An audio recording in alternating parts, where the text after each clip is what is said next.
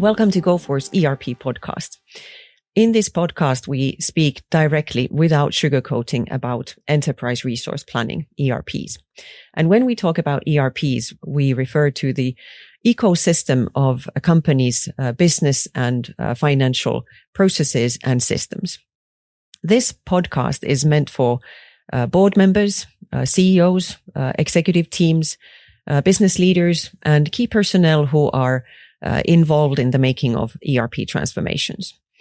Our guests are people who are not intimidated by ERPs, and they look at it from a business angle, not necessarily from the technical point of things. They bring fresh ideas to the table and how ERP transformations can be done differently and in a better way.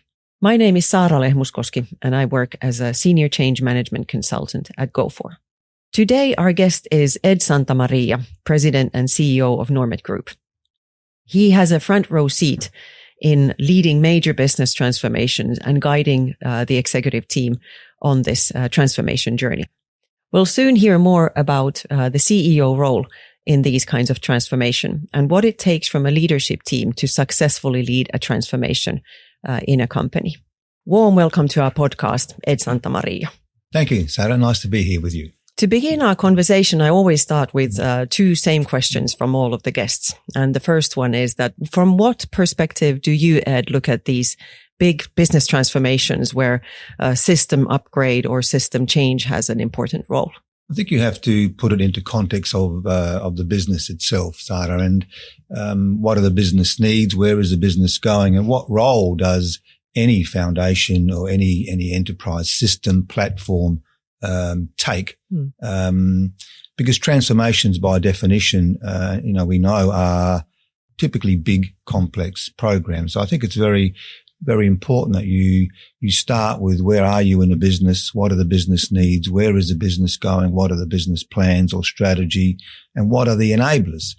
Because I see a system, if I think of an enterprise platform, as really one of the key enablers to support the business. And with your long experience on these kinds of transformations, what would you name as the key success factors in these ERP transformations? Resilience.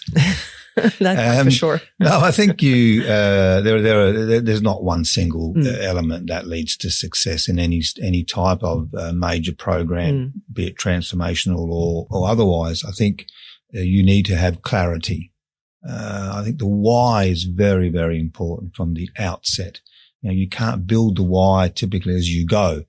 The how you can adapt, and the path you can, but the why needs to be, the substance around the why needs to be strong enough, needs to be clear enough. And then you need to build around the why with starting to get to the how. And that includes many things. It's, roles, its capabilities, its experience, its structure, its governance, its technology. And it has to be spread across the business. It's not, I don't see it as a single function in isolation, because that's one of the traps and where you can get caught. So, the clarity, back that up with, good plans, good capabilities, good people, structures, and good support. No. We'll dive into many of these topics in a minute, but let's say a few words about Normet first, because Normet is a growth company. Yes. And growth is one of your strategic goals. And then in addition to that, you have a big business transformation ongoing, which includes the ERP and CRM system updates. How does this all come together for Normet? Yeah, I would say that, firstly, growth is more than a goal for Normet. I would say it's more a philosophy. Right. It's one of our guiding principles and, in a way, a little bit in our DNA, to want to grow, to continue to challenge ourselves, renew ourselves, be better, but also be very relevant in the industry where we operate for our customers, for communities, for many, many different stakeholders. So I think that to grow, today, the business environment, just is very challenging. It's very complex. You have to be agile. You have to be prepared. We want people to take certain calculated risks to move forward, to keep renewing and challenging ourselves.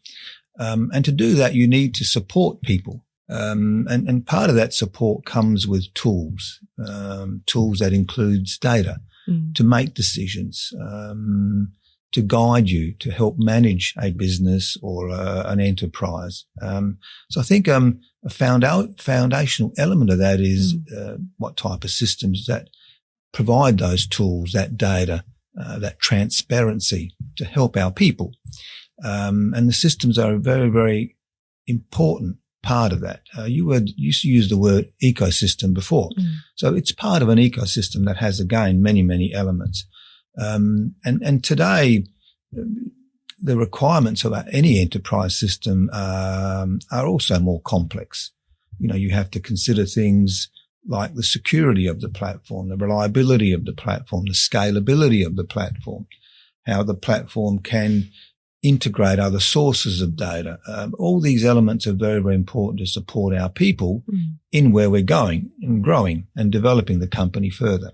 So really laying down the foundations to enable all of that growth. Yeah. And apart from Normet being a growth company, we also see ourselves as technology leaders, with a big responsibility to bring technologies to our customers and to the industry. And part of our technology solutions is around it more intelligence in our machines, in our products, in our services. So that has to be matched with a backbone where you can utilize that intelligence, that data to help our customers and help the industry. So this ecosystem is not only internal use for management systems or reporting systems. It's also to help from a technology point of view as we go further up that technology value chain. Absolutely. Now, looking back about 5 years when you joined Normet, you had to put a halt to the then ongoing ERP project. And you also guided the organization to make a fresh start. What were your observations at the time? Yeah, I remember it clearly. It was the second day in my new role, and obviously I'd had quite a period of induction before I started, so I understood about a program and a major project we had to roll out a new enterprise system. And when I talked to the board members, I got an idea that it was okay, and it was, things were okay.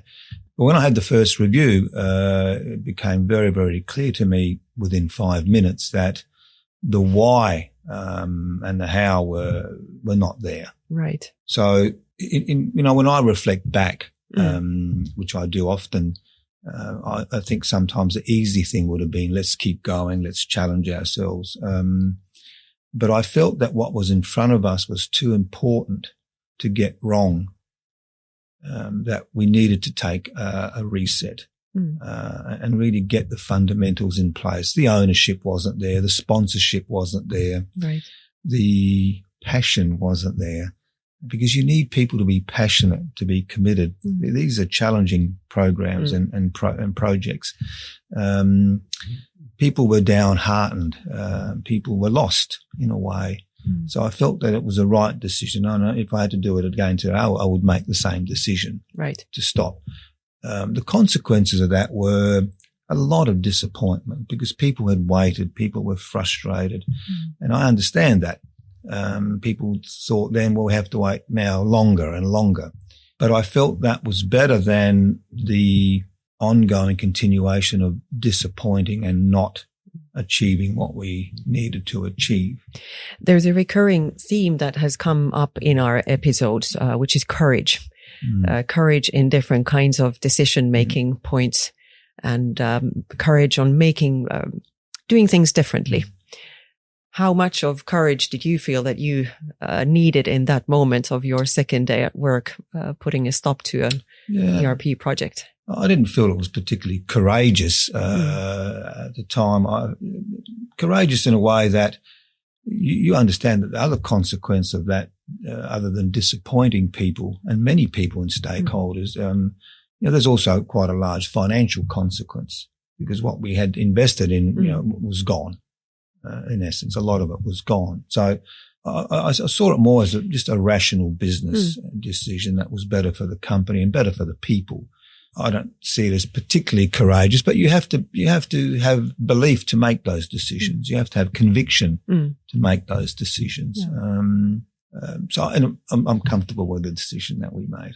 At the time, what were the most important actions that you as a CEO did to make the change and lead the shift towards a new start? Because when people are disappointed, making a new start can be challenging as well. Yeah, I think there were several things that were important before we got to a solution, because it's very typical and common that people want to dive into the solution. Say, okay, well, the technical solution was wrong, so let's get into the technical. That wasn't the case.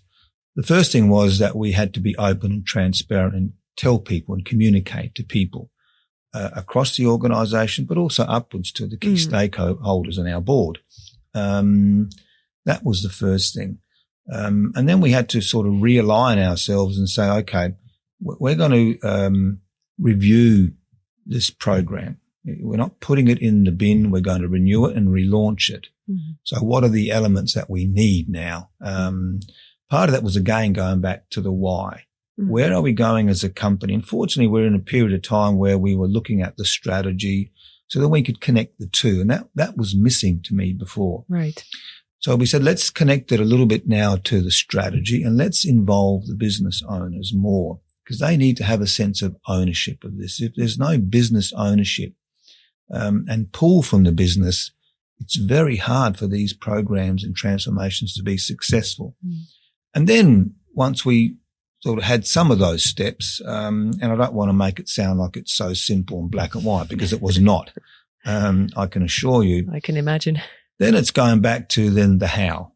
And then how do we relaunch? How do we do this? What are the technical solutions? What are the business solutions?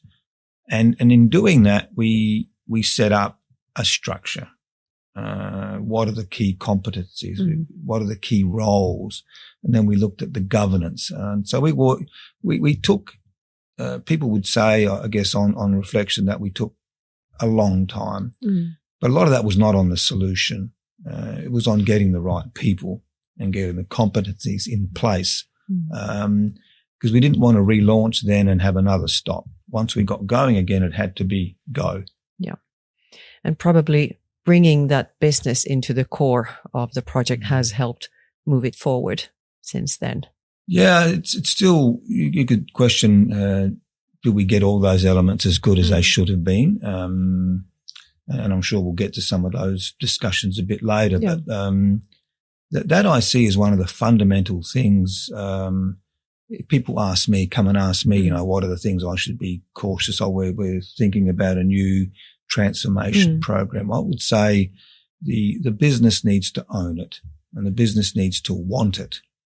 As a CEO, you can tell somebody, you need to own this now, but they need to want it. People will own what they want because they see that there's a need. So that is very, very important, that reset through the reset period. Absolutely. And now, almost 5 years later, with the business at the core of the ERP transformation, Normet has been taking steps forward.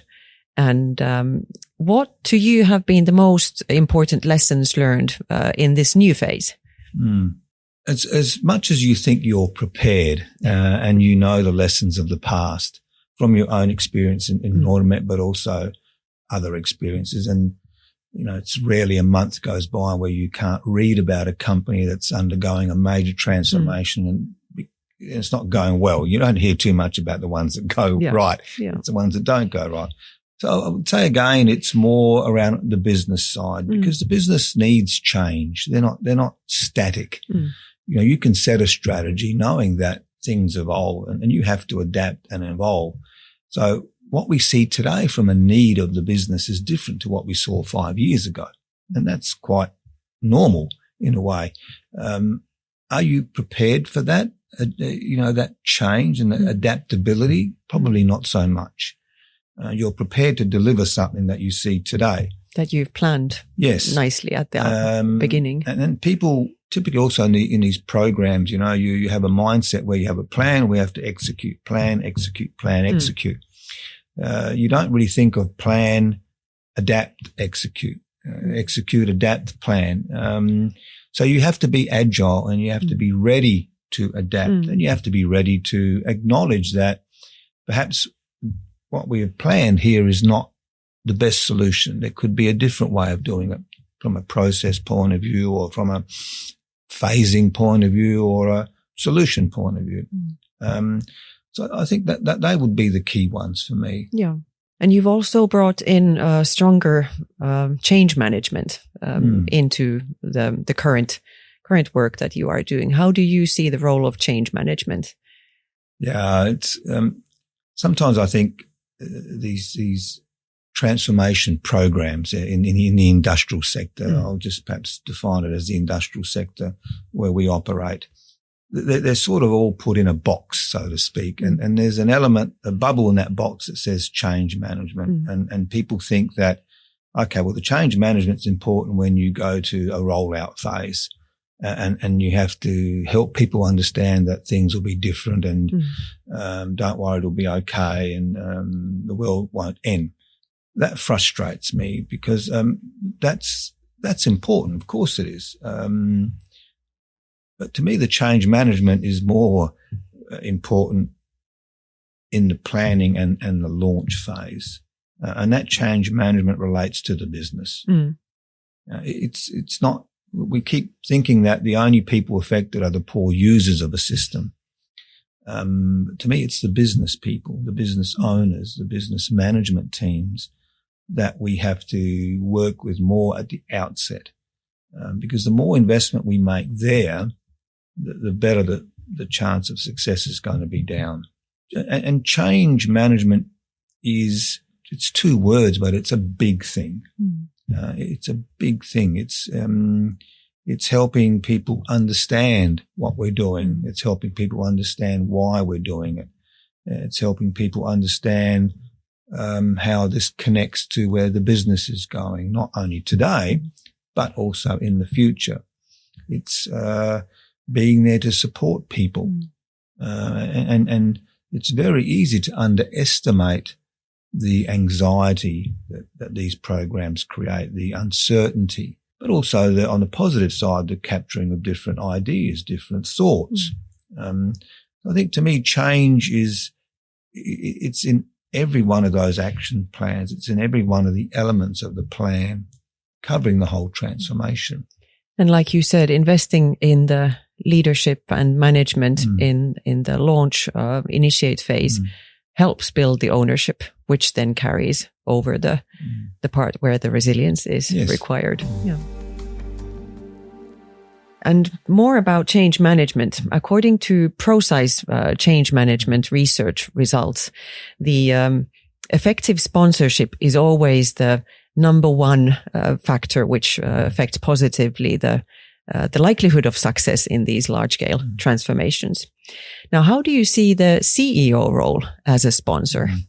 Very key. I find that for me personally, that there are certain things that are not fair to be outsourced or not fair to be overlooked. And I think in the context of our program, it's very important that people see that I'm committed, that I'm consistent in that commitment and that support, and I'm involved. Now, I don't need to be involved in every one of the project reviews, but I'm involved certainly in a monthly update of the key elements of the program. And I think that's important because I need to understand what's going on. I hear people come to me, people ask me for support or ask me for advice. I have a very important role for communicating upwards to our key stakeholders, for example, our board. I feel I have a responsibility to keep the management team aligned and supportive because these programs are long, as I said, and the demands on senior business people are enormous today. They are. And they don't get any less or any easier. So you have to also bring that stability when there's turmoil, when there's a bit of turbulence, when there's a bit of perhaps tension, because I'd be surprised if anyone's gone through one of these transformation programs where everything went well. I haven't heard yet of such a project. And you know, where we are today, we're in the execution, we're rolling out. And we did one pilot, and now we're doing concurrent go live rollouts.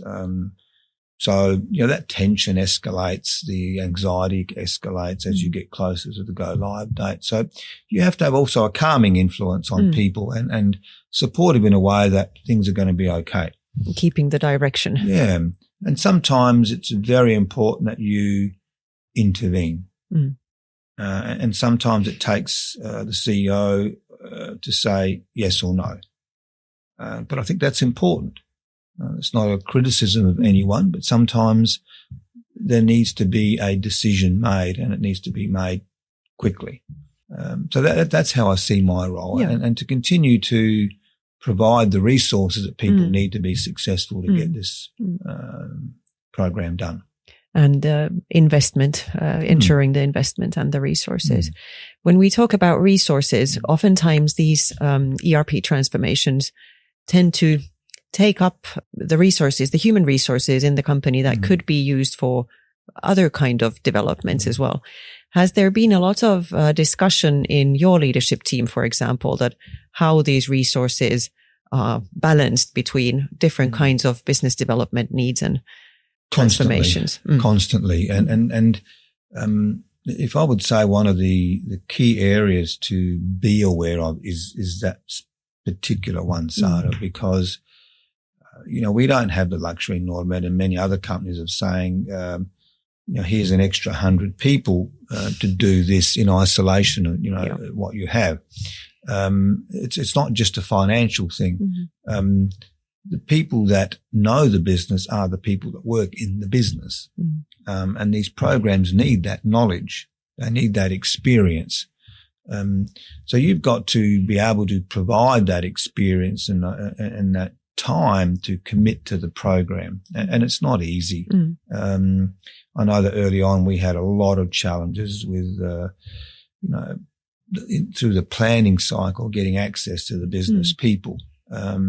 Today, not so much because we're in the execution and rollout phases, even though that the key users and the people that are locally involved in this have to commit a lot of time. But you just have to make sure that you have enough of that commitment from the business to be successful. Yeah. You also mentioned managing the upward communication, and that involves, like you said, the board of directors. The CEO board relationship is really important. And what do you see as the main elements of this relationship in leading the transformation and the strategic aspect which the board brings into the big picture? I'd say two key things. One is transparency, and one is confidence. So I see it's my role to make sure the board's informed. They don't need to have all the details, but they need to understand the key milestones. And are we on track with the key milestones, and also things like the budget, for example, and investment needs of the program. And then it's also my role to bring confidence to the board that we know what we're doing. Of course, they're very experienced, and many have been CEOs and are CEOs, for example, of other companies or other senior roles. And they've been through similar things before in their own context. And they know that things don't always go to plan. So it's important not to try and sugarcoat things. Because if I go back to when I started and halted the program, that was a surprise to many of the board members, because the information they had received was everything's okay, it's on track, right? Don't worry. So you can't sugarcoat things. If there's a challenge, if there's a problem, if there's a concern, be transparent around it. Right. But then don't also go to the board and ask for solutions. That's our role. Yeah. The board's there to support, to guide, not to give us the answers on this type of program. Yeah. And for the strategic guidance part of the board role, how much was the Normet board involved in the reshaping of this program when the strategy connection and the business transformation and the IT system change were made? So what was the role of the board then? Well, whenever we, through the planning and preparation phase, whenever we presented an update to the board, There were many questions around how does this fit our strategy? Where does it fit into our plans? Is this supporting the growth in different parts of our business or the development areas that we had agreed with the board that needed to be focused upon? So they were very interested to understand how this supported those developments and those areas. Because the board's role is also to challenge us, to make sure that the things we're doing are all aligned and in support of that. I think that the key areas that we discussed with the board was around capabilities. How are we being prepared so that we have learned from the past and don't repeat the mistakes of the past, and be better with those learnings. But also around the specific areas that are critical for Normet in a business context. Are these the right enablers? Are what we're doing the best we can achieve for the business going forward? And when talking about the capabilities, there's a strong link to maturity as well. Yes. That how mature are we in these different areas, so that we can make the headway like planned. And the board understood, and we understood. We were not mature. We had a lot of work to do to build that maturity, that experience in many, many aspects of the program. And you've managed to build them as the program advances. Some specifically with intent, and some because they were just there was no other choice that they had. That they have to be there. Sure. Yeah.